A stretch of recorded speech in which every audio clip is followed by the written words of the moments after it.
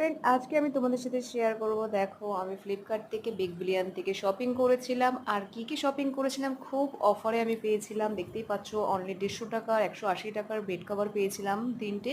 কিন্তু একটা এখনো এসে অবধি পৌঁছায়নি, দুটো এসেছে। আর আমার শপিংগুলো অবশ্যই দেখতে পাচ্ছ যে আমি কি নিয়েছি, যেটা আমি পরে আছি অলরেডি, এটাই আমার পুজোর শপিং।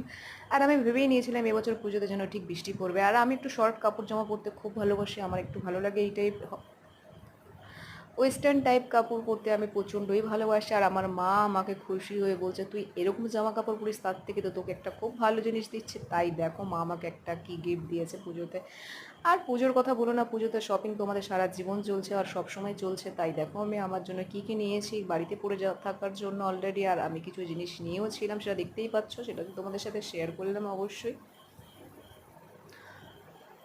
তোমাদের কেমন লাগছে অবশ্যই জানিও ফ্রেন্ড আমাকে।